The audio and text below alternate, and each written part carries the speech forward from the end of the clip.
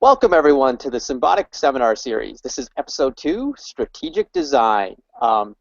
Thanks for everyone for joining us. This is a series of seminars put on by Team 1114 to guide people through a lot of the things that go on in an FRC season. And this is probably the most exciting one, Strategic Design. So let's get right into it.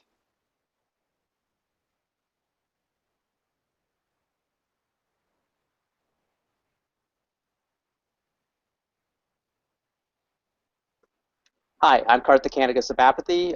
I've been doing FIRST for about 17 years. I'm the lead mentor for Team 1114. We've had a little bit of success in my time on the team. You can see some of that stuff here. I've done a TEDx talk, which you should watch. Well, I think you should watch. I thought it was kind of cool. And in my day job, I work for Innovation First International, who is a crown supplier of the FIRST Robotics Competition. And one of the biggest things I do is I designed the games for both the FIRST Robotics Competition and the FIRST IQ Challenge with a committee of really smart people. And a lot of the things that we do when we're designing a game are very much based on what we're going to talk about today, which is strategic design. So here's the outline for the presentation. It's actually not going to be that long of a presentation. I'm hoping that we can have more time for a Q&A because I know there's a lot of specific questions people want to ask. So we had some really good interaction last week with the Q&A. I'm hoping we can do that again. So we're going to talk about how to break down the game, the golden rules to follow when you are trying to come up with your strategic design, and the types of trade-offs that you're going to be making when you're doing your strategic design. I just want to start with a couple quotes. I kind of want to skip this, but I kind of don't. But these are some quotes that they don't just apply to building a FIRST robot and a FIRST team, but they also just apply to a lot of the things that you do in life. And I think they're kind of appropriate, so let's just throw them in right here. Enthusiasm is one of the most powerful engines of success. When you do a thing, do it with all your might. Put your whole soul into it. Stamp it with your own personality. Be active, be energetic, be enthusiastic and faithful, and you will accomplish your object. Nothing great was ever achieved without enthusiasm. That's from the great poet Emerson. And how does that apply to what we're doing in FIRST? The more excited you are about this, the more time you're going to want to put into it, and the better the result is going to be. Whatever you do in life, if you love it, you're going to do a better job because you're going to want to put more time into it. And that's really, really important. So with FIRST, it's trying to get everyone as passionate about it as you are and trying to channel their energies in a great way. The next one's really important.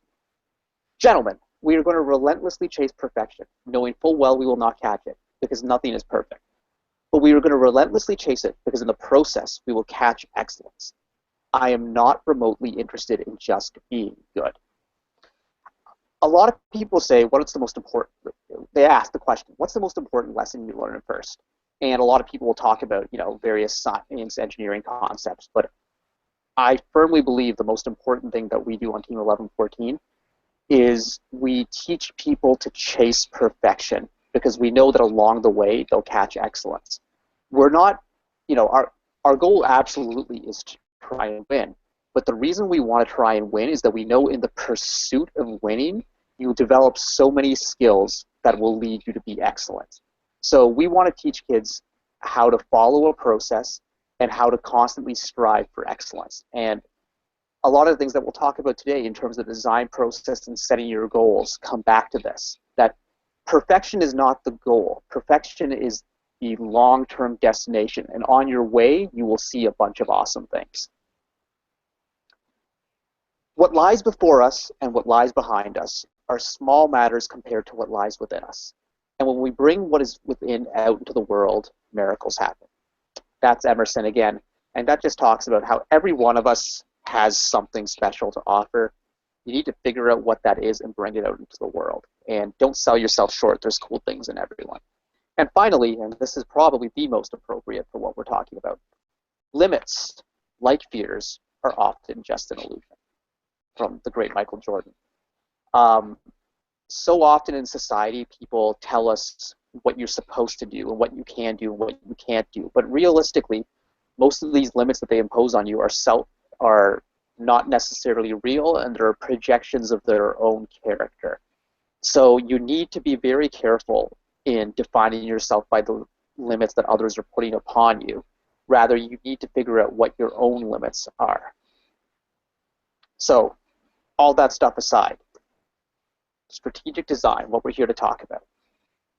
So what is strategic design?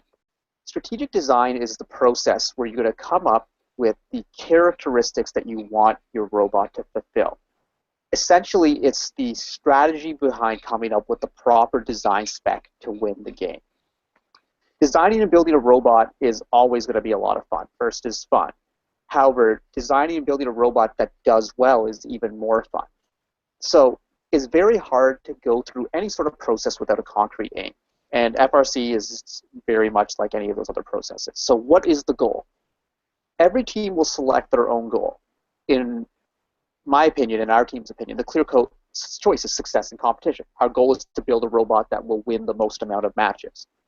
However, there are other goals that other teams will try and go for. Aesthetics, some teams want to have the prettiest robot. Some teams would rather focus on making sure their powder coat is done than having extra functionality. That's their choice. Some teams want to go with design elegance. Some teams are more interested in solving the greatest engineering challenge instead of putting the best possible robot on the field. Again, that's their choice. Some teams just want to have a cool robot. They want to have a badass robot. Again, their choice. Beware of the cool factor, because as much fun as it is to build a robot that does something really crazy, like say you wanted to do a robot that did like barrel rolls down the field. That's cool. You can do that, but remember that first, we play 3-on-3 matches, and if you're not trying your hardest to win matches, you're not just hurting yourself, which is your own choice, but you're hurting your partners, which is dangerous. So we've established a goal. Now what do we do? Game analysis, where you're going to try and analyze the game and figure out what tasks in the game are most important to achieve your goal. Let's all go with the assumption that we're going with the goal of we're trying to win matches. We're trying to build a robot to win championship. Now, there are different types of goals when you break down winning. You may decide that your goal is to win a regional, while another team may decide that their goal is to win a championship. These are very different goals, because when we start talking about building to your capacities, the best robot to win a regional is not necessarily the best robot to win championship. And we can talk about that more later. Someone wants to ask a question about that in the follow-up. I'll definitely get to that, but I don't want to go too far off track. But regardless, you have to figure out those goals. So if your goal is to win, how do you win matches? Well, the most basic way is to score more points than your opponent. And so the first thing that you need to do is examine every possible way to score points, no matter how obscure it could be. Figuring out the main ways to score points is not hard. I mean, in 2013, shoot frisbee into the goal. If you couldn't figure that out, you were dumb. Like that. I mean, there's no real analysis in there. But in some games, there are discrete ways to score points. In 2008, you got points for just driving circles around the field. In 2012, some people came up with this because you had to balance a bridge in 2012, and getting 3 robots on a bridge and balancing it was a difficult task. And some teams realized, hey, what if I hang off the side of the bridge? And that actually almost was a way to score points. Now, the game design committee ruled it wasn't, but it was a very unique thing to think about. In 2013, most people probably thought about shooting frisbees into the goal, but most people probably thought about doing it from relatively close range. Some teams thought about, whoa, what if we go all the way to the back and shoot full court? That would minimize the amount of trips we have to make down the field. That's an obscure way. Last year, something that was missed by so many people, like everyone kind of thought of the assist as the conventional. I take a ball and grab it, and then I toss it to my partner who tosses it to someone else. But some teams realized very quickly that, wait a second, a really fast way to get an assist is just to have the ball zip right through my intake. At the championship, 43-34 realized because the assist rule last year basically said that possession was defined that if you had a mechanism moving relative to your robot. So they basically had their partners bounce the ball off their robot, which would slightly deform a spring, which can constitute a motion, and as such, that would count as an assist. And that maneuver sped up the assist process. It made it ridiculously fast, but no one really had thought about it, or no one had tried it until the championship. Now, some might say others tried it at other regionals, and it just wasn't ruled an assist until the championship, but that's another debate for another day, or maybe for the Q&A. So, remember, we talked about, you win a match by scoring more points than your opponent. Well, scoring points is good, But denying your opponent points is also good. So you need to think of ways to play defense. A lot of people think of defense in conventional terms, which is just like, push a team when they're trying to shoot. And that's all well and good, but there's other neat ideas. In 2013, we talked about full court shooting. Teams were like, well, that year, if you were on the opposite side of the field, your robot could extend as high as 84 inches, which means you could have had a giant wall to block full court shooters. What's easier to do? Score a frisbee 50 feet down the field, or put up a wall full of pool noodles to block a team? We're going to come back to that in a second when we talk about reward-effort ratios, but if you don't brainstorm these crazy ideas, you might miss really easy ways to deny people points. When analyzing the game, you have to understand the ranking system. A couple of years, FIRST has been pretty good with the ranking system, where it's been the more matches you win, the higher off you rank. The last 2 years, that's been pretty simple. And then, but look at the tiebreakers. In 2013, autonomous points was the amount of tiebreakers, which really meant that maybe there was an advantage. Like if you were trying to decide between a hanging robot or a floor pickup robot, you might lean towards the floor pickup robot because the floor pickup robot could score more points than autonomous. On the flip side of that, think of this past year where the tiebreaker was assist points. So a team who was focusing on trussing may have kind of hurt themselves in the long run because in qualification matches, wasting time for a truss as opposed to trying to get an extra assist, the extra assist ended up being more valuable because it was a tiebreaker. Now, like I said, the last couple of years, it's been wins and losses, so you're always just trying to outscore your opponent. However, in past years, FIRST has done some weird things with scoring. Before, the tiebreaker used to be the sum of your opponent's score, so you wanted your opponents to score as many points as possible. In 2010, you didn't actually get credits for wins and losses at all. The score that carried over to your ranking was your own score plus twice your loser's score plus a const 5, I believe. So like we had these crazy sorts of things going on, and all the analysis that we're going to do in the next couple steps, you can't do it unless you figure out that sort of ranking system. In 2012, there was the co-op bridge, which created all sorts of chaos and all sorts of ridiculousness. But if you didn't understand and you didn't do this ranking part, this analysis of the ranking system, you would miss things completely. I mean, there's this horrible story from 2012. There was this one team who they got to their first event, and they were so confused as to why teams were balancing on the white bridge in the center. They didn't know that the white bridge meant anything. They had gone through the entire build season, built a great robot, but had no idea that there was huge amounts of points. Basically, your entire ranking was based on where you on balancing that bridge. So make sure you read the rules. It's very easy when you get the manual to kind of go through and focus on the game section and the robot section. But the tournament section where the ranking, that's the first thing I always read. That's the first thing I go to because I want to see if that's changed or not. So as you're discussing ways to score and way to deny people from scoring, start considering possible strategies. Like if you thought of 4 different ways to score in a match, you start playing those out in your head. Because when you start discussing strategies, this leads into overall robot designs.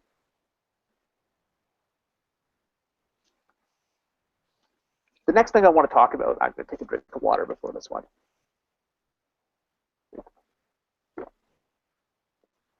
Chokehold strategies. A strategy which, when executed, guarantees victory independent of any action by your opponents. What this means is you're going to look at the game and you're going to look at all the different ways to score points that you just talked about and ways to deny your opponent from scoring points.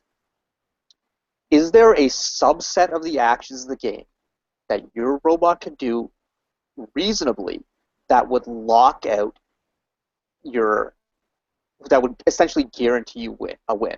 So if you did these subset of actions, you would score so many points, and then if your opponent scored every possible point in every possible way that they could, they still could not exceed your score.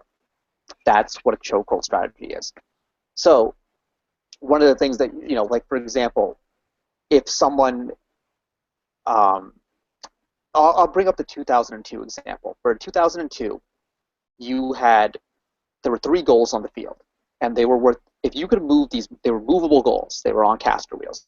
If you could move these 3 goals into a certain zone if you could move any goal into a certain zone of the field, it was worth 10 points.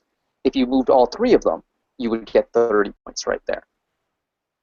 Now, for every ball that was scored in a goal, it was worth 1 point. However, the only way you could score balls in a goal, the goals had to be in your certain zone. So if I'm Team A and I move the goals to my team Alliance A's goal zone, no one else could score points in these goals. So now your opponents cannot score ball points, period, if you have all 3 of these goals. There's 30 points there. Now, the next thing was you had 10 points for every robot you had in your end zone, whether it was on your alliance or your opponent's alliance. But if I'm in my goal zone and I have all 3 goals, you can't get any more. My robot's not going to be in the other end zone. So the most robots that could be in the other end zone are 3. So that means it would be a 30-30 tie. But what was the tiebreaker that year? It was the number of goals in your zone. Since I have all 3 goals on the field, I win that tiebreaker. So if I got all 3 goals in my zone of the field, I win every single match. Of course, this was very, very difficult to do because the goals each weighed 180 pounds and they were spread out across the field, which was 24 feet wide. So a lot of teams thought about this and they're like, oh, that's impossible. No one can do it. Well, Team 71, and I don't want to dive too much into the details here, found a way to grab all 3 goals and slowly move into the zone, and they had a robot with so much torque and so much grip that it couldn't be pushed, and that was the chokehold strategy, and it allowed them to win the championship that year. Determining if a chokehold strategy exists should be the first step in game analysis. Why is this the first step? Because you're thinking, oh, well, if I have a chokehold strategy, I'm going to win championship. Yes, that's true, but realistically, there are not first designs their games nowadays to make sure there's no chokehold strategy exists. However, when you're looking for a chokehold strategy, you're exploring your edge cases of the game. And by exploring the edge cases of the game, you will map out the border of the game of what all the scoring possibilities are. So when you're looking for this chokehold strategy, you might realize that there's no chokehold strategy, but you'll notice what is, again, like as you're mapping out the borders of the game, you'll notice, hey, there's a strategy that gets me pretty close to the border, and this will be the most optimal strategy. So again, remember what we talked about. You chase perfection because you'll catch excellence on the way. You're going to chase a chokehold strategy because you're going to find the optimal strategy along the way. Like those quotes, they aren't just dumb BS, blow sunshine up your rear end kind of stuff. Like these things apply. So always need to look for one of these. You're trying to find one single finite task that overwhelms all other possible ways of scoring, or a small subset of the tasks, a finite subset that overwhelms all possible ways of scoring. Chokehold strategies are really, really neat. I think it would be cool if we saw FIRST allow for one another game, but I understand why they don't anymore, because chokehold strategies can make for a pretty boring game if you know that there's no chance. Like if a team accomplishes something in the first 5 seconds and you know they're going to win. Like personally, I'm inspired by that, and I think that would be awesome if we saw that. But there are others who aren't as inspired by that. Okay, so cost-benefit analysis. We've talked about all these different ways to score points and figuring out your list of optimal tasks and such. How do you figure out which tasks you want to do? There's a simple way to do this, actually. For each task in the game, whether it be scoring frisbees or trussing a large ball or whatever and whatnot, you need to compare the difficulty of accomplishing the task compared to the reward for doing so. What do we mean by this? So if you're trying to decide in 2012, do you want to focus on balancing a bridge, or do you want to focus on putting basketballs through a hoop? Balancing a bridge just required something to preferably lower the bridge and a drivetrain to go up the bridge. You're already going to have a drivetrain because you need to move around the field. That seems, that's very doable. Scoring baskets in a goal means that you've got to find a way to get a small ball into a small circle. And propel it with your robot. So you have to be able to pick the ball up or acquire it from a human player somehow, funnel it through your entire robot into a shooter, then accurately put it in the goal. That is very difficult. Then when you looked at the point value, yeah, you could score a lot of points with the baskets because you could score an infinite amount, really, just because you're recycling the balls constantly, scoring and scoring and scoring. But realistically, infinite's not really a realistic thing, and you're kind of thinking, okay, well, maybe a good team, if you did some smart analysis, that we can talk about later, a good team's only going to score 6 or 7 a match. while balancing is a lot easier. And if you can do that just on your own, you're going to get 10 points. But if you can do the co-op bridge, it's just as valuable as winning a match. All of a sudden, you're starting to see, wait a second, by comparing the difficulty of accomplishment, the reward for doing so, balancing is more valuable. In 2013, there was a crazy, crazy hard decision. It was and this was really for high-end teams, because lower-end teams, both these challenges were so hard, they kind of needed to avoid them. Something we'll talk about again. I always do this, where I say I'm going to talk about it again, but I actually will talk about this again. And if I don't, then you can ask in the Q&A on the Google Hangout site, and I'll answer it then. Should teams have done a floor pickup to pick up frisbees off the ground, or should they have hung?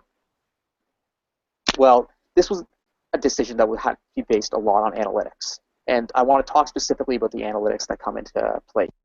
So a lot of people said, oh, well, if you go for a high hang, that's 30 points.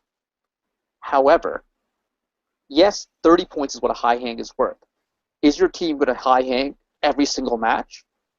Not necessarily. So you have to consider, like, in a given match, what's the probability that you're going to execute a successful high hang?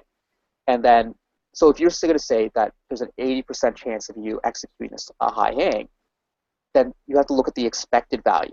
Expected value is equal to the probability of an event occurring times the value of the event. So with hanging, if we said 80%, so 0.8 times 30, hanging then is worth, the expected value of a hang is worth 24 points to your team. That probability, figuring that out, that's up to your team to try and figure out what your strengths are and what you can do. Correctly assigning those probabilities is one of the most difficult things of the strategic design process. And if you overestimate, you're going to try and accomplish tasks that are too difficult for your team. If you underestimate, you're going to sell your robot short. It's difficult stuff. Now, with the floor pickup, you'll be like, oh, well, if I have a floor pickup, instead of just being able to score 3 frisbees from the start, I can score 7 frisbees. Again, what are the probability that you're going to hit every shot? You have to factor that in. So then you might say, oh, I'm going to be an 80% shooter. So, I'm going to do my 7 frisbees at 42 points, and I'm going to be an 80% shooter.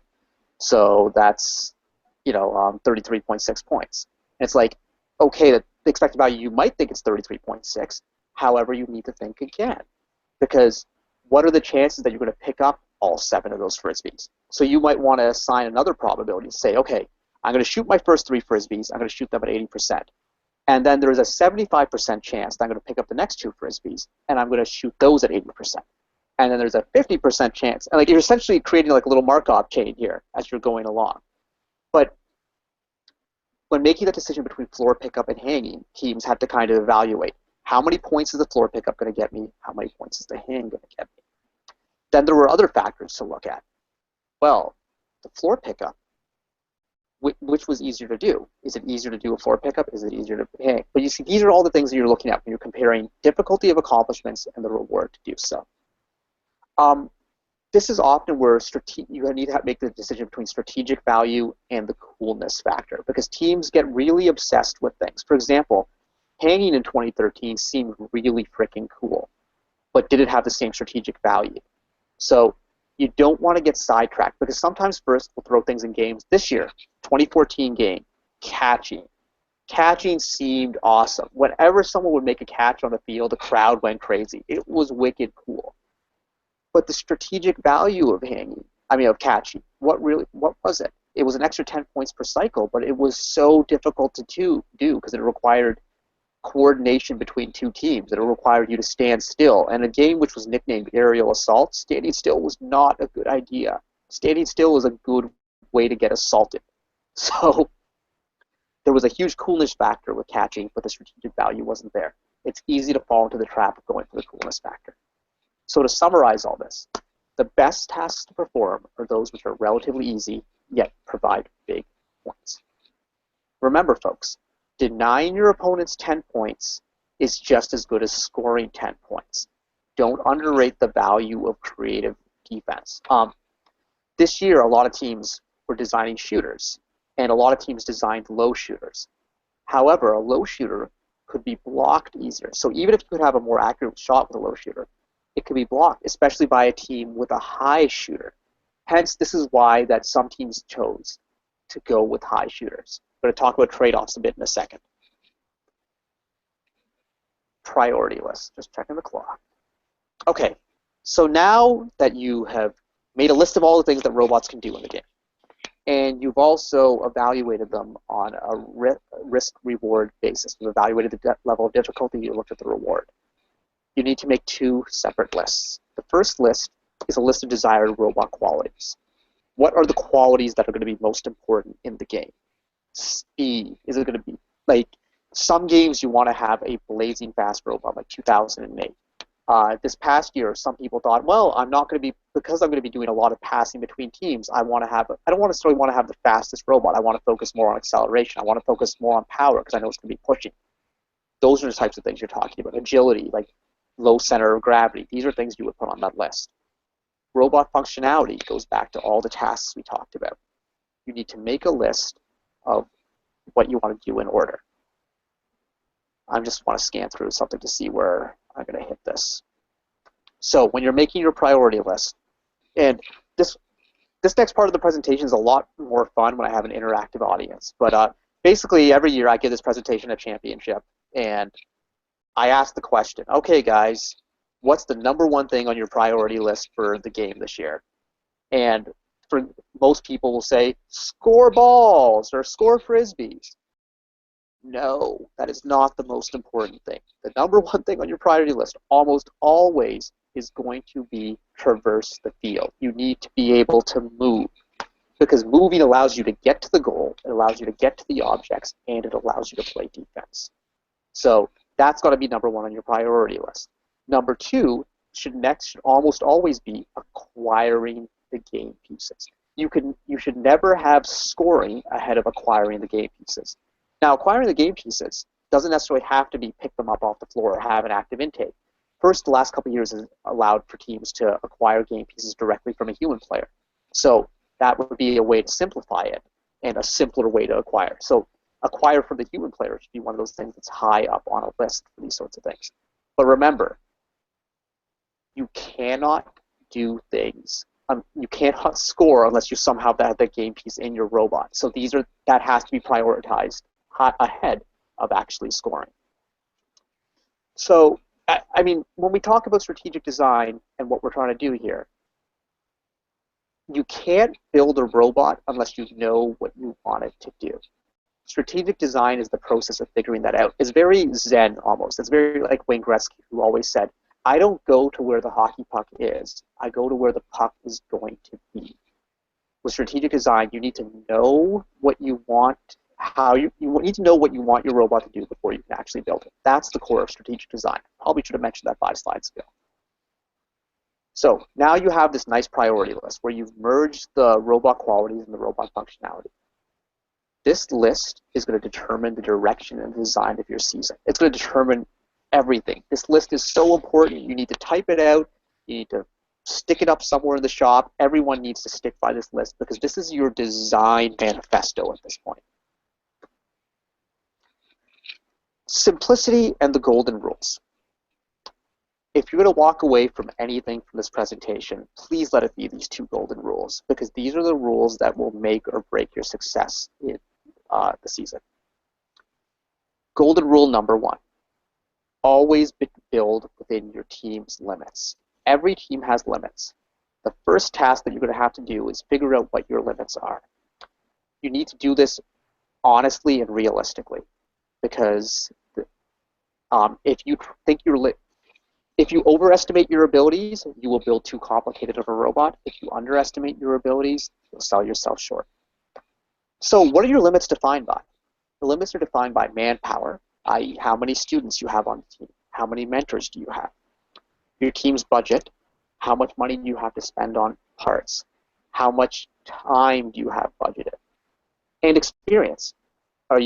Has everyone on your team brand new to FIRST and they've never done this stuff before, or do you have a bunch of experienced kids and mentors who can really put something crazy together? So you figure out what those limits are, and then you're going to try and build the best robot that you can within those limits. Always avoid building unnecessarily complex functions. Simple is good in this game. If you look at some of the best robots in FIRST, you look at them and you're like, you see them doing all sorts of crazy things, but you kind of see at the core there's a lot of simplicity that goes into it. I mean, there's example after example. In 2008, one of the world champions, Team 148, had a robot that year that which absolutely ignored the main game task that year, which was for 10 points, which was hurdling a ball over an overpass. A giant 40-inch ball. They decided they would never manipulate a ball whatsoever. They just built a drivetrain that drove around in circles and earned points for doing laps. Won a world championship. In 2011, Team 1503, they built a robot to score tubes on the rack. That year you were scoring tubes on a rack. But they didn't build a floor pickup. A lot of people said, oh, you can't possibly win matches without a floor pickup. They drove to the human player every time to load a tube and then scored it. And all the way back down the field to the human player to load it and repeat and repeat. How'd they do? They won 2 regionals, ended up on Einstein. They built a very simple robot, allowed them to finish early. Their autonomous mode never missed that season because they were finished early. They had plenty of time to practice. And since the robot was very simple, the geometry was optimized so that scoring was a breeze. And this simple robot that rarely had anything that could break down did very well. That's another thing that we talk about to go with simplicity. The simpler your robot, the less things there are that can break down. Sorry, just checking things to see where I am. So, figure out your team's limits. Now that you've figured out your team's limits, golden rule number 2. Say you decided that, okay, let's come up with an analogy here, but say your team has 30 units of robot, and you go to the robot store, and you can buy a bunch of different units, and all units, all different subsystems are rated on a scale out of 10. 1 point equals 1 unit. It is better to have to have 3 units at 10 out of 10 than 5 at 6 out of 10. The jack of all trades is the master of none. In FIRST, it's better to do just a couple things and be awesome at them instead of doing a lot of things and being mediocre at them. You look at the 2013 game. There were so many teams. There was so many teams who decided to build a floor pickup and a shooter, while other teams had no floor pickup and a shooter. And a lot of people would be like, oh, the team with the floor pickup is going to be better because they can pick up discs off the ground, they can score more points in autonomous mode, whatever. However, if you have 2 identical teams with the same limits, and say their limits are, they're fairly average, the team that can dedicate all their resources to their drivetrain and their shooter is going to be better than the team that has to split those resources up amongst drivetrain, floor pickup, and shooter. So, 2 teams with the exact same limits, the one that has less functionality is going to end up doing better. And this always applies. Like, a lot of people see this presentation, they're like, no, that can't be true. You build the more complicated your robot, the better you will be. And it's not. In most FIRST games, it is not possible to do everything. You have to make very, very important trade-offs. Last year on 11-14, we had to make a crazy trade-off that we hated making. We said we could have gone with a low shooter, which would have been some sort of a catapult, which would have been, and it would have allowed us to keep a traditional 11-14 low center of gravity. But we thought that a wheeled shooter would be more accurate than a catapult. So we really liked that idea of going with a wheeled shooter. But we realized with a wheeled shooter, we had to have a higher release point. And by having a higher release point, that meant we had to raise our center of gravity. And this was a crazy trade-off that we had to make here. But we could have decided to try and do a wheeled shooter from that low center of gravity and try and compact everything down there and had something expanding, contracting, or whatever. But it would have meant extra mechanisms. And it would have made things way more complicated. So we backed away from it. We said, no way. We weren't super happy with our pickup at one point during the build season. So we talked about adding a couple vertical posts to help bring the balls in from the side to allow us to have a wider range we could pick up from. It would have cost us 2 extra motors, and we would have had more debug time on it, and it would have been more things to play with. We said, no way. Let's just go with a simpler pickup. It might have a little bit less range of functionality, but we can make that work. And we can, as opposed to having to constantly tweaking and not spending less weight on other things. Because as we talk about trade-offs, the more functionality you add, the more weight you add, which means everything else is going to weigh less on your robot. As such, things are going to become more flimsy. Simple is better. Focus on a couple small things and be awesome at them than doing a bunch of things. And this applies for life too. A lot of high school students, especially firsters, who are so active in their communities and trying to do things, they spread themselves too thin in high school and they try and do too many things. As such, they end up doing a mediocre job at everything they're doing. That's no good. That is no good. You need to focus on being excellent in a couple areas and focus on the high priority things. So, for a first team, your high priority things should be your drivetrain and your intake. For a high school student, your highest priority things should be your academics and your family. Focus on those. If you just focus on your academics and your family when you're in high school and do an awesome kick-ass job at that, hey, guess what? You're going to be successful. You're going to get into a good university. However, if you decide that you want to do academics, family, be on the robotics team, be on the soccer team, be in the band, and have this crazy social life, you might end up, getting lower grades, not doing as much on the first team, so you're not going to get as good of a recommendation or as good of an experience. Being a mediocre soccer player, and your friends might not like you anymore because you're never around. You've got to focus on just a few things. Remember, figure out your own limits. That's what high school kids have to do. Some people can multitask and be on the soccer team and the first team and do, some other, like Model UN and all those crazy things. Someone can balance that, but not everyone can balance the same things. You have to find out what your own resources are, what your own limits are, and work within them and be the best that you can within that framework. So, trade-offs. The key to deciding upon a design is to evaluate the various trade-offs. Things like speed versus power, complexity versus durability. Are you going to be a shooter or a balancer? Which is tied into high center of gravity, low center of gravity, wide versus long. Making these right choices will determine what's going to happen in your season. But there's an easy way to make these choices. It's to look at your priority list and always focus. Never trade off something higher on your priority list for something lower on your priority list. So in 2012, I like to use this example about shooting and balancing and center of gravity. So say you're a team that says, okay, balancing is our, drivetrains are number one priority, balancing is number two, and then shooting's like number four. Okay, that's cool, but you have enough resources to build a balancing robot and a shooting robot. That's cool. So when you did this, you realized that, hey, for balancing, having a low center of gravity is really, really important. That's what we want. But you also realized that for shooting, it's much easier to score in the basket if you have a high center, if you have a high release point because you're closer to the basket. There's less travel the ball has to make. But that also is going to raise your center of gravity. So you could just be working the shooter right then, and there could be an argument within the shooting team about a low shooter or a high shooter. Well, what's the decision? Well, think about it. Balancing is top of your priority list, and for balancing to happen, you need to have a low center of gravity. For balancing to be awesome, you need to have a lower center of gravity. So don't make a trade-off where you're going to do a higher center of gravity for easier shooting when it's going to hurt your higher priority item. Always stick to your priority list. When you're coming through all this stuff, you need to remember the golden rules. Teams who try to do more than they're capable of tend to fail. That is a truism at FIRST. You see it with so many rookie teams.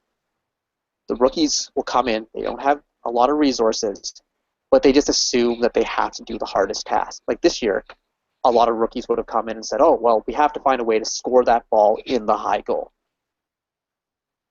Okay. And they think that's the way they're going to win. But for the most part, most of the rookies that I saw trying to score in the high goal, they weren't actually very good at it, and they never kind of accomplished that. Well, I saw a few rookies who just focused on, we're going to be an inbounder. We're going to have an intake that the ball can go in our robot and out our robot. And since we have this intake where a ball can go out our robot, maybe we can just score it in the low goal, and maybe we can get a low goal autonomous. And all of a sudden, they focused on one simple task, but they can do a bunch of things with it that are really important. They can be a low goal finisher, they can be a low goal autonomous, and they can be an inbounder. And low goal finishers actually were super important this year.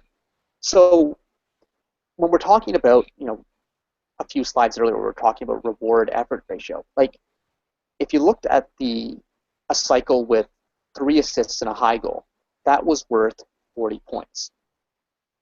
A cycle with 3 assists and a low goal was worth 31 points. So the difference between high goal and low goal there Like, yes, there's an absolute difference of high goal worth 10 points, low goal worth 1 point. So, oh, high goal's 10 times more important. It No. Well, if you look at the 40 to 31, you realize that, wait a second, the low goal is actually 77.5% of a high goal cycle. So low goal is a lot closer to the high goal. So scoring the low goal is actually a the rewards are close, but the effort is much lower. So then, hey, wait a second, maybe this is the direction I want to go in. But a lot of teams are just like, I can't build a robot that's only going to score in the low goal. Like, that's just not right. Like, and they just kind of think that you can't build a simple robot. They think there's like a shame in building a simple robot. There's no shame in building a robot, because you know what? Simple robots win blue banners. So if people are making fun of you for having like a very simple robot, you can wipe your tears away with your blue banner. I highly recommend it.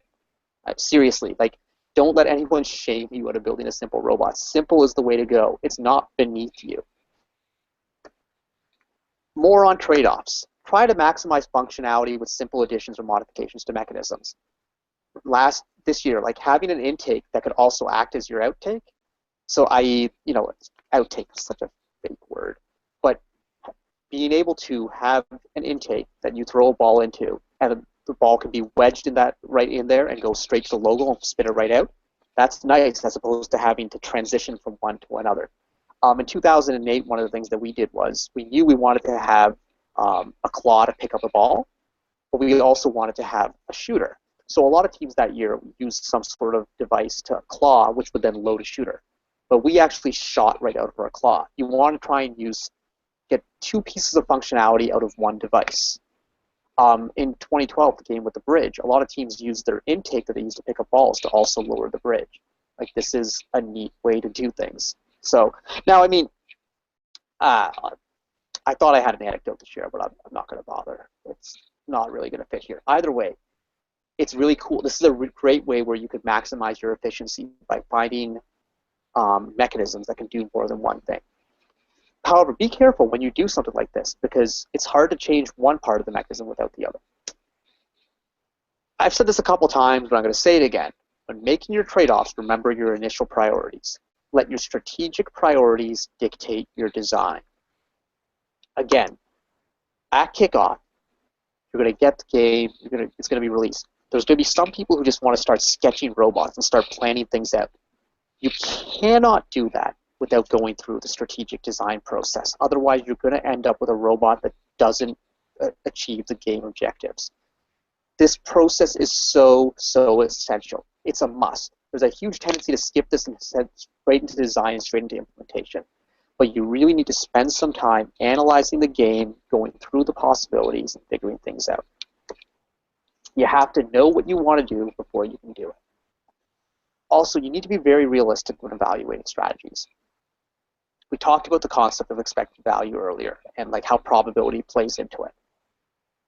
You have to have a realistic idea. So, things to think about.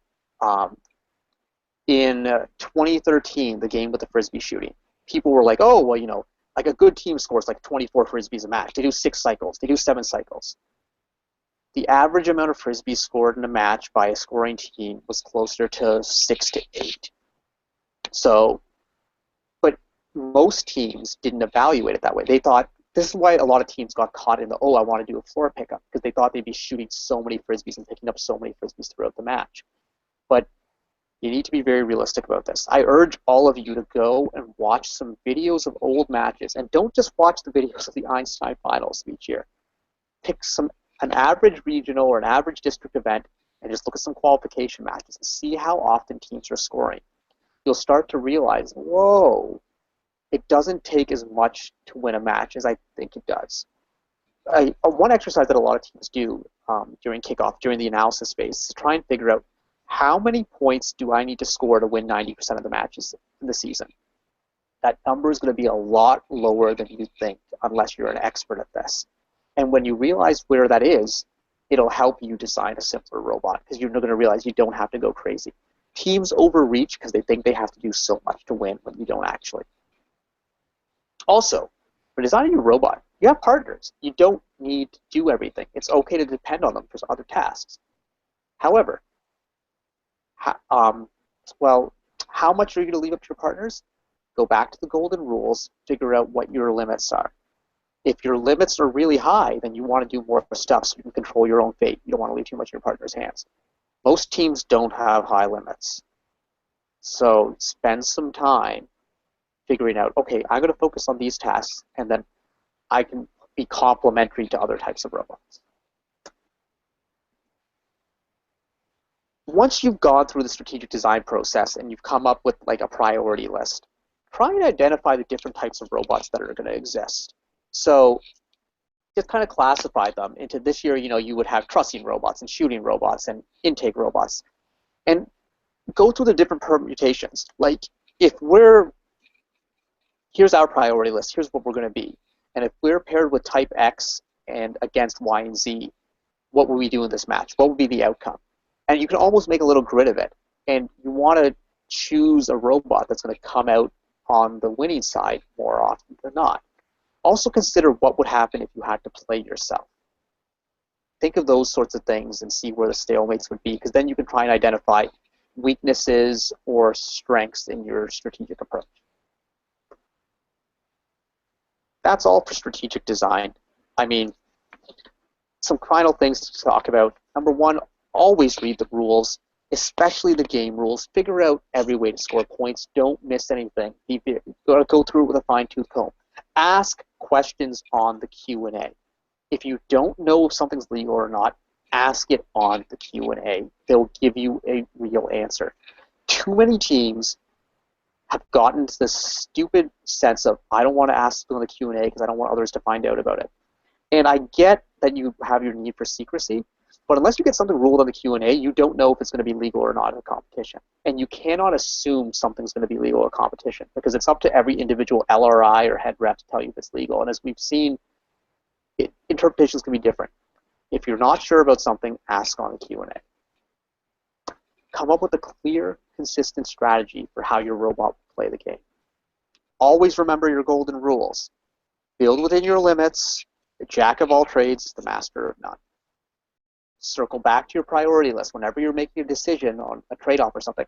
And one of the most common trade-offs you have to make is, it's like, okay, my robot's 5 pounds overweight. What am I going to cut down on? Go to your priority list and find the lowest things on the list and cut down on them. One of the most ridiculous things I ever saw was a team in 2006. They had 4 sim drive, 2 on each side, and they were overweight at competition. And then they came to be like, hey, Karthik, we got ourselves underweight. I'm like, well, how'd you do that? Like, oh, we got rid of a sim. I'm like, what? And I thought it was a bad idea for them to take motors out of their drivetrain, because their drivetrain should be their #1 functionality. But they got rid of a single sim, meaning they had 2 motors on one side and 1 motor on the other. That is not a good trade-off at all. Anyways, never underestimate the power of simplicity. I know, like, this pains me, but most people who are watching this or who are reading this are going to ignore this, and they're going to build a robot that's more complicated than it should be. You don't have to. Don't underestimate the power of simplicity. And remember, if your goal is to win a championship, you can win a championship with a very simple robot. It is not out of the realm of possibilities, especially if they go to 8 divisions next year. Oh, yeah. Simple wins championships. And most of all, have fun. This process should be fun. There's a lot of people who just are super, super into this and enjoy it. I mean, like, FRC is such a cool project. It's so unique, and you don't get, if you're one of those high school kids who's going to be done with FIRST when you're done high school, you only get, like, 3, 4 chances to go through this process. Enjoy it. Some resources. You can always go to the FRC 1114 Facebook page to ask questions, find information. You can tweet at us at FRC 1114. All these videos from the Simbot Seminar Series will be archived on our YouTube site, youtube.com/Simbotics. And if you go to simbotics.org, we'll have the PowerPoints from these presentations. We're slowly getting them up there. If you want to contact me directly, that's my contact information. You can follow me on Twitter and hear all sorts of interesting stuff about the world of sports and that sort of deal. Now we're going to open it up to the Q&A. So if you want to ask questions, there's a bunch of different ways you can do it. The easiest way is to in the in Google Hangouts, there's a little app there for Q&A. Ask the question directly in there. You can tweet at us or post on our Facebook. We have people monitoring those right now to collect questions. Or you can even probably post in the comments on YouTube. We're going to try and monitor all those channels, and we'll get that stuff. And we'll answer as many questions. I'm open to staying here for a while tonight to answer questions. So let me just break out of here and stop sharing my screen. And open up the Q&A, and let's see what we got.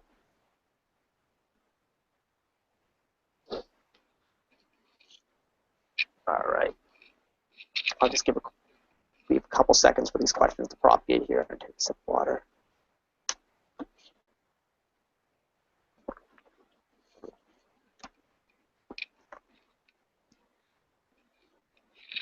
Okay. How long should a team spend on doing strategic analysis of the game? Is there ever too much analysis? Yes. There's absolutely too much analysis. As we talked about last week with the running a team, 6-week build season goes by pretty quickly. If you spend too much time analyzing, you're not going to freeze your design soon enough, and it's going to cut into the amount of time you have to build your robot, which is going to cut into the amount of time you have to program, and it's cut into the amount of time you have to practice.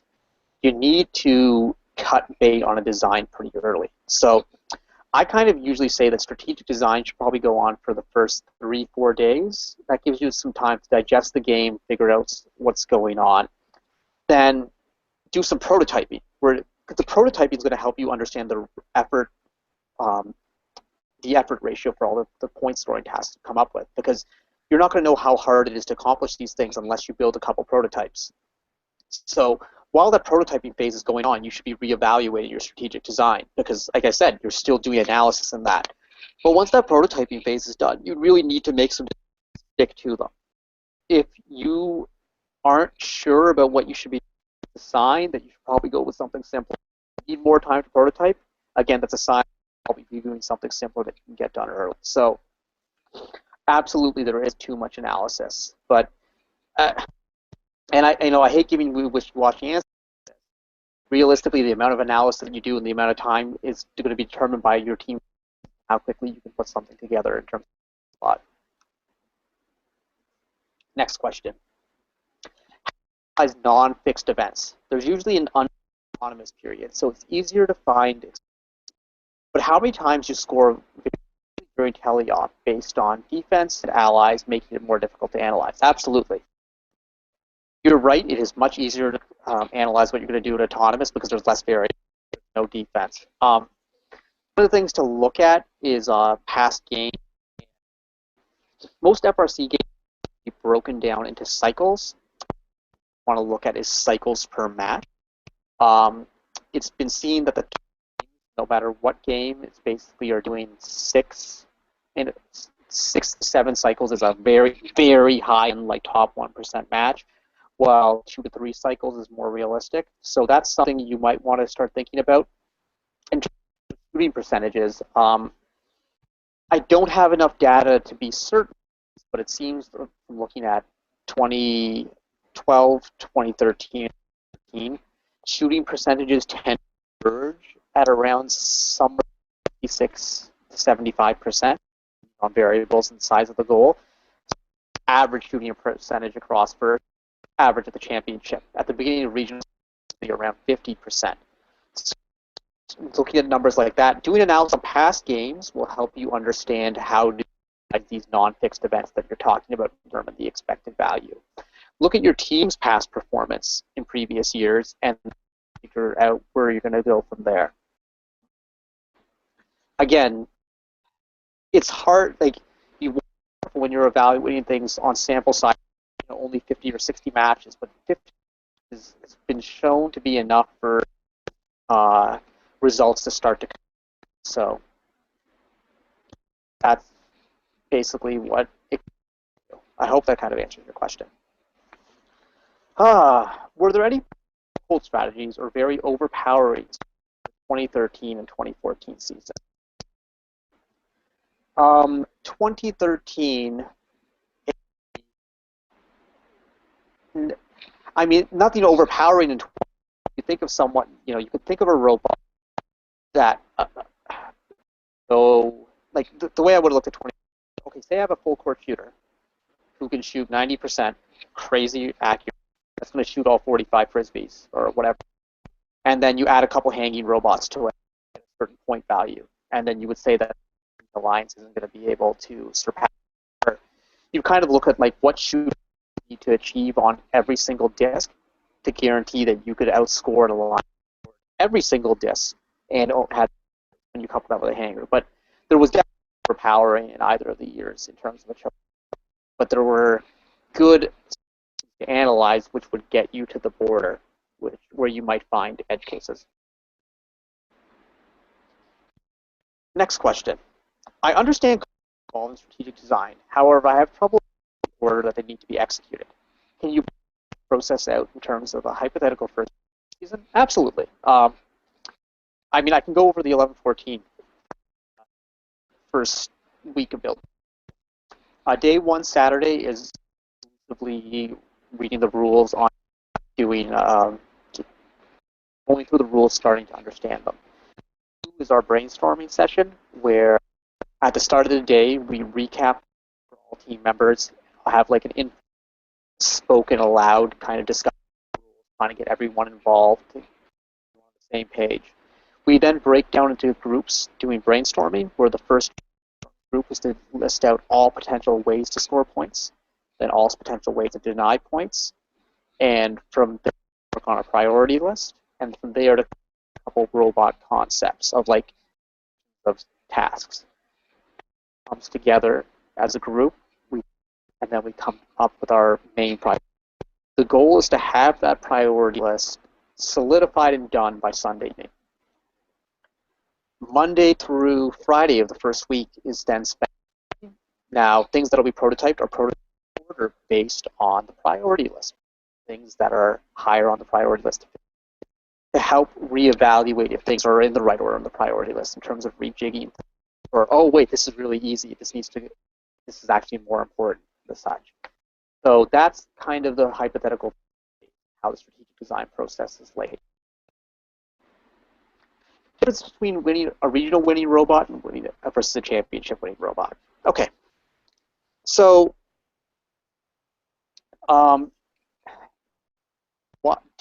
why difference skill of the field at compared to the championship? There's a wide difference in the skill at a district event around this, around the Pontiac area compared to a regional event in Arizona. So, I mean, I don't want to call any regions out or as such, but there's some regions which have shown crazy talented, and there's other reasons. Basically, you need to achieve more and more as the season goes along.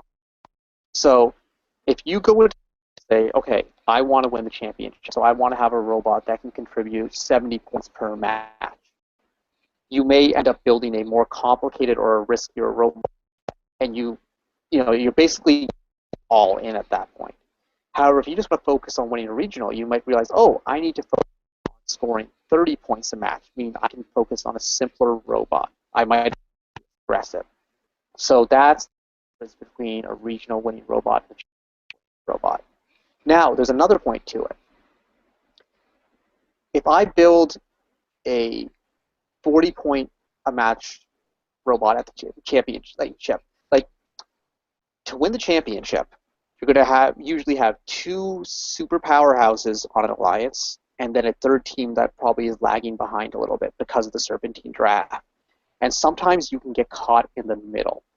So a lot of the times, a regional winning, like a great example, that a lot of teams came in, they were the anchor of their alliance at a regional, and they got the championship. They weren't good enough to be a finisher on a championship elimination round alliance. But because they focused all season long on finishing, they weren't necessarily the best inbounder. As such, with their last pick of the draft, were picking inbounders who weren't necessarily championship winner, regional champions, but they were champions. So at championship, a lot of the times teams get that they might be overlooked because they were very at the regional level, but at so like I'm not explaining this as well as I can. That's why I'm here. But two teams coming from the same regional, focused inbounder, and one was a focused scorer. Scorer is clearly more optimized to win that level, but the focused inbounder, best inbounder in their division, is more focused. So that's the kind of deal that we were talking about. I hope I explained that. If I didn't explain it well, someone should ask a follow-up question. Next question. Can you explain what 133 and 134 meant in 2011 for the slide? If I can remember correctly, and it's just thinking about the scoring of that game. Basically, for example, I don't off the top of my head remember the full scoring detail, but if you could guarantee that you could finish first, second in the mini-bot races that year and score a certain amount of points in all, you could basically guarantee that you were going to win most matches. But it was like a minute.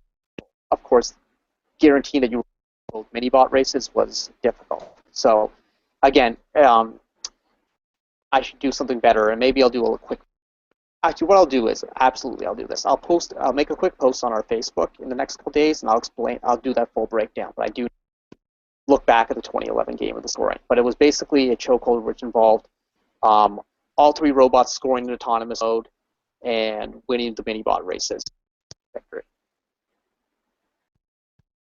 Our team in our first year, drivetrain built in one day with the help of veterans. That is very good.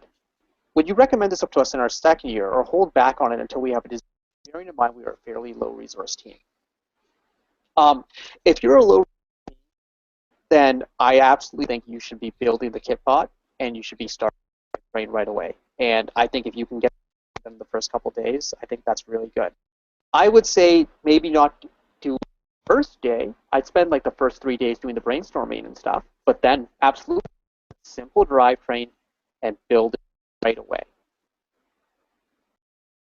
You know, and then because like some teams who want to wait on building their drivetrain are doing want to integrate more stuff into it. If you're a team that has low resources, build the kit drivetrain and then work around the kit drivetrain. And it's a really good setup. So even though you're just second your team, just keep it simple. Start with that kit bot drivetrain. It's good. It's very good. It's very useful. Get it done early, then you have more time to spend your limited resources on figuring out one or two ways to score points or deny others from scoring points. Okay. At what point should specific potential robot designs factor into the design process? Wouldn't it help to have a general idea of how tasks will be completed mechanically to gauge difficulty of different tasks? Well, yeah, like absolutely. But it's not necessarily that it's a specific robot design you're thinking about, but like maybe prototyping of some mechanisms. Like you want to prototype and play around, but you don't want to get too far down the road of like most teams aren't good at starting to design and then saying, okay, well, we designed 3 things. This one's the hardest to build. Let's throw these other 2 out. Teams are terrible at throwing things out. They'll build something. It's like, oh, well, we have to keep working on it. So there's been so much effort expended on this. I say one of the best things we do on 1114 is we're great at throwing things out. It's like someone can CAD something for like 4 days and be like, oh, I didn't sleep for 4 days. And we'll be like, okay, but we're strategically going in another direction. And that's the thing about having a strong team when people are like, okay, that's cool. Because they're not going to be caught up in their individual effort. They're going to do what's better for the team. So yeah, specific robot designs are important in the strategic design process. Like you do want to figure out how difficult it is to do things, but you don't want to go too far down that road without knowing what needs to be done. Also, if you don't have a specific strategic design, there's too many things to prototype, and you're not you're going to have your resources aren't going to be as focused. You're going to be trying to like prototype 6 things, where if you have a good focused strategic design, you know what order to prototype things in. And so basically what I'm trying to say is I like using strategic design to establish the priority list, not just for your robot, but the priority list for prototyping. And you prototype things in order based on that. And from there, you kind of fudge with the strategic design based on the difficulty you've determined by prototyping. As a district team, winning isn't always the most important goal. Awards play a role into getting into district champs. How do you plan to build a robot that will win awards?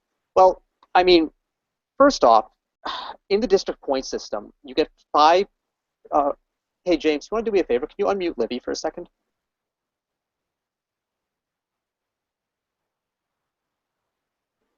No, you can't.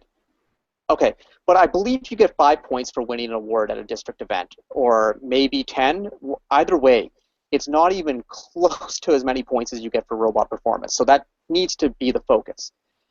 How do you plan to build a robot that would win awards? Well, you need to look at the award criteria and focus on those types of things. Like, again, there's a strategic design for a competitive robot. There's a strategic design. If your goal is to win awards, you need to, you know how we talk about reading the rules and analyzing the game? You need to analyze the awards. So for the Motorola Quality Award, they talk about robustness, elegance of design. Those are the factors you would want to play into. For the GM Industrial Design Award, there's different factors. So you want to try and play up to those factors. I think that if you build a robot that focuses on doing well on the field, you could then tailor awards submissions, not necessarily submissions, but posters, and you can market your robot towards those specific awards. So that's the approach that I would take, as opposed to trying to design an award to win awards, especially because the point value for those awards is still relatively low compared to on-field performance. Because again, like if it's 5 points, like that's winning 3 matches and you got those 5 points. Would you consider full court shooting in 2014 as a potential chokehold? Like 33, who was pretty close to be able to shoot full court.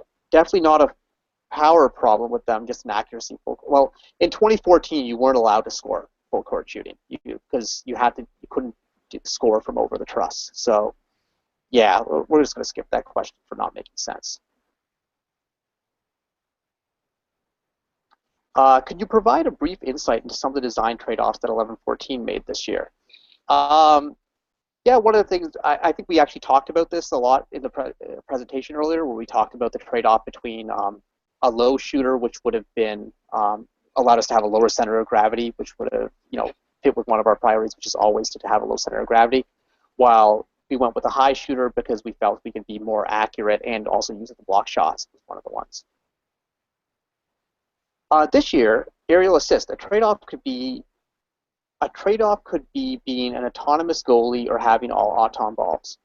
Given your robot can do a consistent one-ball, low-goal, hot auto, what would be better? Okay, better, being a goalie or doing your one-ball? Why? Well, it depends on how good of a goalie you are, so it depends, one, how good of a goalie you are, and two, how good are the teams that you're playing against are, and how accurate they are in autonomous and how blockable they are. You want to see how many points you can deny versus how many points you can score. So it's as simple as that. It really depends on the skills of the teams in the matches. So it's not a consistent sort of thing. So if you're making this before the season, I would think that you would say that hopefully that building a goalie pole isn't going to interfere with your ability to do a low ball auton. If you had to choose one or the other, I'd go with the low goal auto because even with a goalie, it's so hard to block shots properly without having some sort of connect control, which is very, very difficult. So I'd say low goal auto is definitely easier than goalie stick, so the reward effort ratio flings heavily inside of low goal auto. What do you believe makes a good game? Match swinging auto endgame, tasks with different difficulty, human player involvement, etc. What do I think makes a good game? Someone who does game design for a living, I should probably be able to come up with a quick answer for this. Definitely not human player involvement. Human player involvement I cannot stand. You spend 6 weeks building a robot. It shouldn't be decided by humans. It's one of my pet peeves about the 2009 game, where over 50% of the points that year were scored by humans. So it didn't really matter what your robot did if you just had a guy who could chuck balls into a trailer. I think the elements of a good game are a game where teams are rewarded for engineering excellence, i.e. the teams who do the best job of engineering are rewarded with victories. The game needs to have some sort of a strategic element.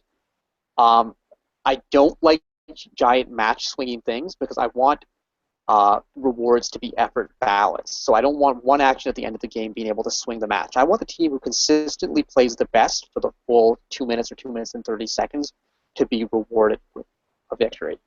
I think that having a game with very visible game pieces is very important for spectators because we want these games to pop for spectators. That's why I love the 2013 game. The Frisbees were high speed, they were visible, and it was very easy for a spectator to see what's going on. So those are the sorts of things that I kind of look at in the game. What do you consider essential sensors for an FRC team in the context of this year is fine. We can probably talk more about sensors as we go on to our seminar in November on the beta control system, but I think the basics are 2 encoders and a gyro. That'll allow you to navigate an autonomous accurately to anywhere on the field. So encoders and gyro is like the keys that I'd say. Beyond that, I think potentiometers are very useful for measuring rotation of joints and such. And if you can use encoders on the drive team, using encoders on joints are very essential. Whenever there's a shooting type game, an encoder to measure the shooter speed is good too. But yeah, again, I'm no expert on sensors, so we'll probably leave that for someone else in a later seminar. Okay. If there is a trade-off to design for ranking points rather than actual points, do you design to seed higher? If so, do you end up seeding near the top, a decreased ability to execute well in eliminations, then why bother seeding high? Okay. This is a tough question. I mean, there's no either-or answer here. Whether, like, if the game comes... There are certain games where the qualification rounds value a different skill set than the elimination rounds. In that certain skills apply to help you rank high, but then don't necessarily carry on into the elimination rounds. I think that there are some teams who have consistently missed the elimination rounds year after year after year, and I think a lot of those teams get frustrated because, like, why didn't I get picked? Why didn't I get picked? The easiest way to not have to deal with anything like that is to seed, so to ensure that you're doing the picking. So that's a very good approach to take right there if you're a team that just misses the elims over and over again. If you're a team that's been consistently making the elims and your goal is now, like, we just want to win, well, then you might want to design more for an elimination round robot. I think to analyze any sort of analysis on a trade-off like that is very context dependent, and it really is more game specific, so it's harder for me to give a more concrete answer. Okay. Is creating a fake defensive function a bad idea? You're going to have to give me an example. I'm not really sure what you mean by a fake defensive function, but if you give me an example, I'll be happy to take a look at it and ask that. What would be the number of points to win 90% of your matches in aerial assist? 180? No, it probably wasn't that high. I don't know off the top of my head. Probably have to... I'm trying to see if I have a spreadsheet here that I can actually easily look that up.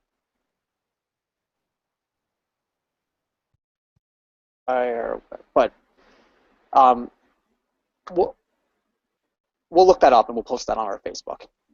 I'm sure I can get qualifying match result data and come up with something like that. What is a good way to convince alliances to go with your match strategy, and when should you change your plans to go with theirs, meant more for qualification matches than elimination matches? Well, this is a good question. We talked about it a bit last week, and we'll talk about it more next week when we start dealing with match strategies and such. But to convince alliances to go with your match strategy, one of the most important things is, I think when you walk into a discussion, you always want to try and encourage the team to be like, hey, what do you want to do this match? And you want to try and get buy-in. And so you never want to be dictating strategies to other teams. You want to be trying to figure out how to best involve all 3 teams to do something that they want. I know that if I walk into a strategy and a team comes in and tells me, hey, this is what you're doing this match, it's immediately a turnoff. It's not what I want to see happening. So you want to try and be inclusive, and you want to try and involve people. So you want to try and ask questions as opposed to dictate. It looks like we're clear on questions. Do we have any questions coming from Twitter or Facebook or anything like that?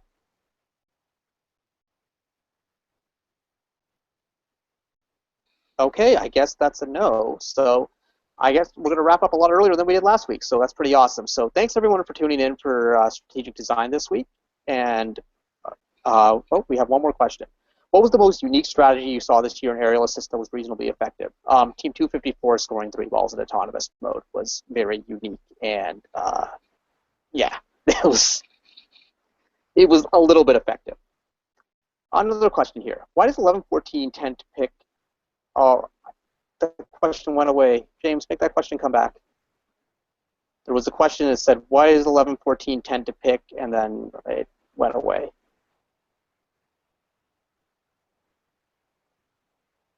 It was by like Rat Boyd or something, and it looked like a good question, unlike some of these dumb ones we keep getting.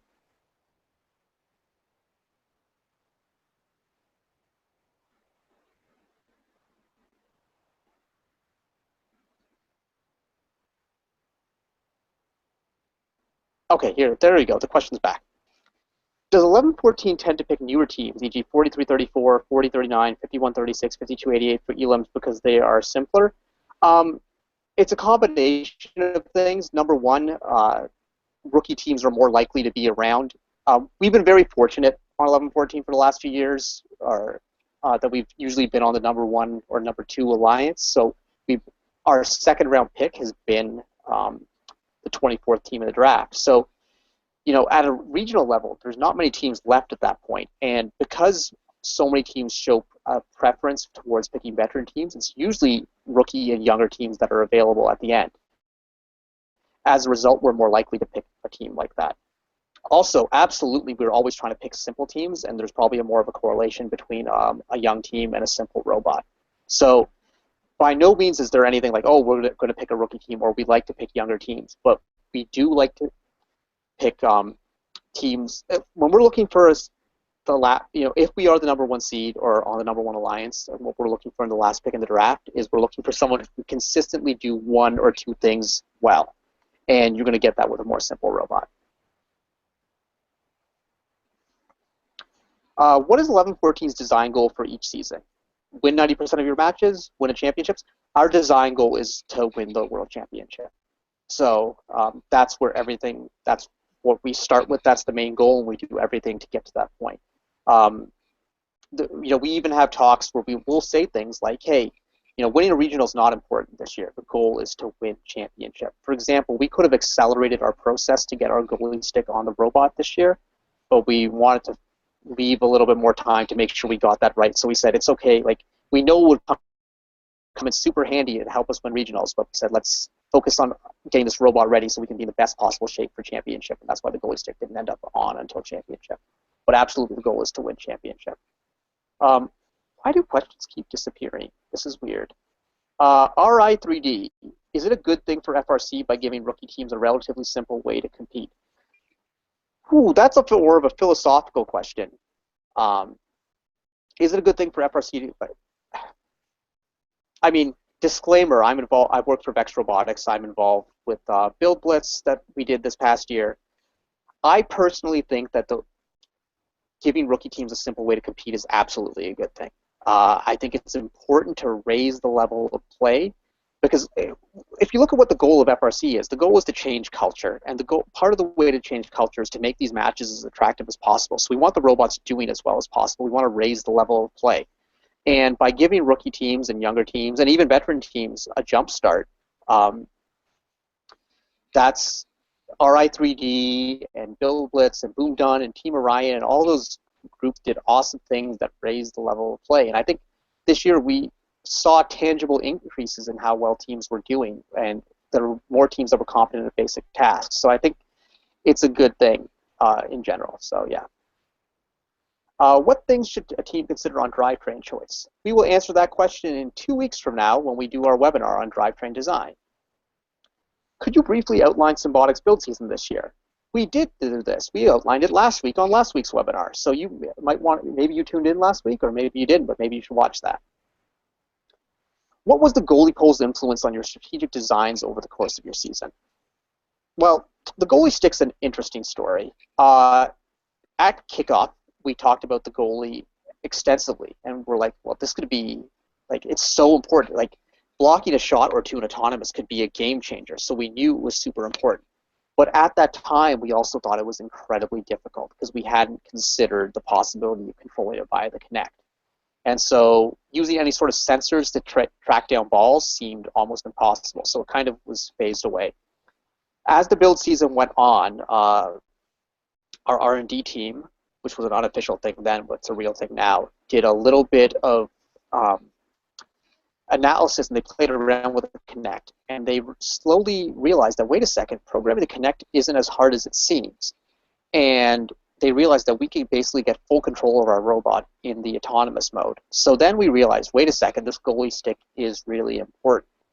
So we started trying to figure out how we could, our robot was basically done at this point. We had to figure out how we could change things up a little bit to mount the goalie stick.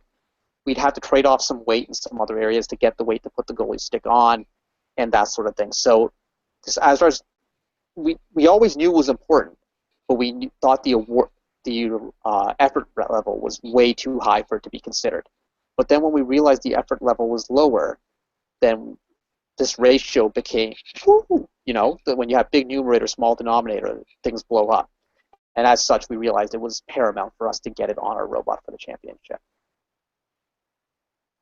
What were some simple robots this year that were still effective? I'm thinking of any of the teams who just had an intake logo robot. I'm thinking, so any of those teams that had that like sort of pass-through intake design.